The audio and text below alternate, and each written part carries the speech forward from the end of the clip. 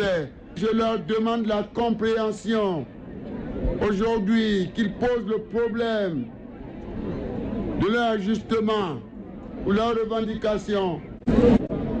Je dis bien, le moment que nous vivons aujourd'hui est inapproprié. Absolument inapproprié. Je crois que j'ai dit à certains d'entre eux, s'ils insistent, ça ne sert à rien. Je suis considéré comme un cabri mort. Un cabri mort ne craint pas de couteau. Donc les grèves aujourd'hui, on peut les démultiplier.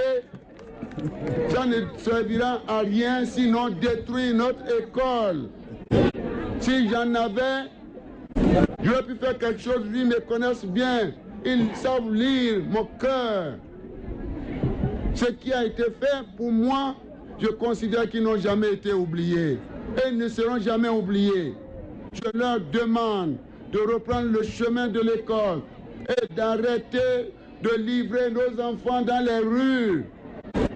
Ça ne sert à rien. Et le dialogue continue. Lorsque nous allons améliorer nos recettes, nous pourrons au cours du dialogue voir ce qui est possible. Nous attendons des ressources extérieures de l'ordre de 300 milliards de nos francs. 300 milliards de nos francs, mais à condition que nous respections nos engagements, où nous prenons nos responsabilités. De faire droit à leur requête, ce que nous n'avons pas de toutes les façons, où nous perdons les 300 milliards d'aide publique au développement. Parce qu'aucun pays n'est autorisé à aider un pays sous programme sans l'accord du Fonds monétaire international. C'est une affaire de tout le monde. Je vous demande, monsieur le maire ou messieurs les maires, prenez-moi ce dossier en main. Convoquez les enseignants. Demandez-leur comment. Ils peuvent me demander ce que je n'ai pas. Comment ils peuvent me demander ce qu'ils ont déjà reçu. Comment ils voient le partage des ressources limitées de notre pays. Quand est-ce que nous devons nous occuper du Bénin profond? Ils n'ont qu'à vous le dire. Nous avons créé un cadre de concertation avec le Premier ministre. C'est avec lui qu'ils ont discuté. Je ne comprends pas. Celui qui représente les enseignants, M. Grélet, fait partie des centrales.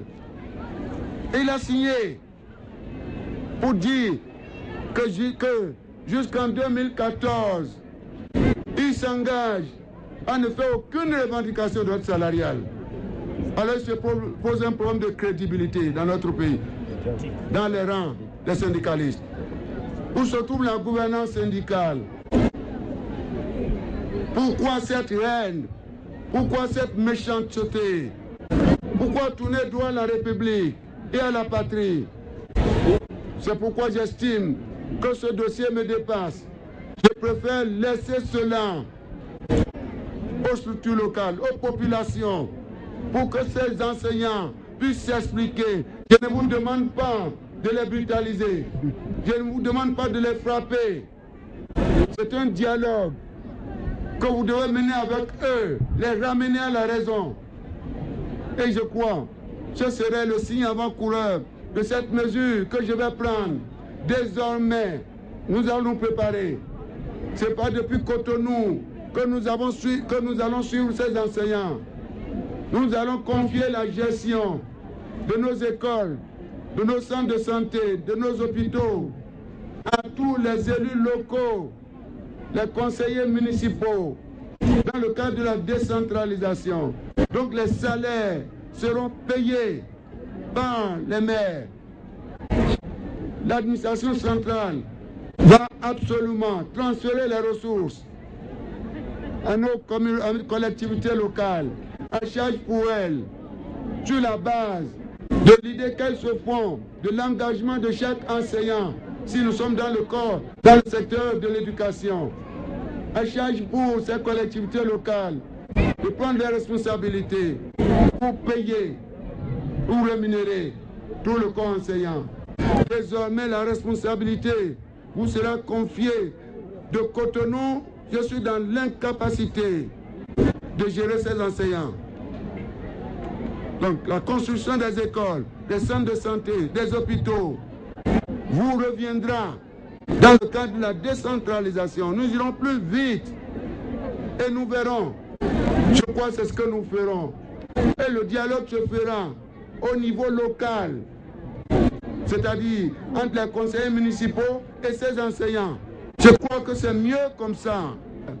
Un cri de cœur que je lance à ces enseignants. Ils sont mes chers compatriotes. Ils ont mon amour. Je les aime bien, mais je leur demande la clémence d'aimer leurs enfants et nos enfants. Et vive la République. Merci. Merci.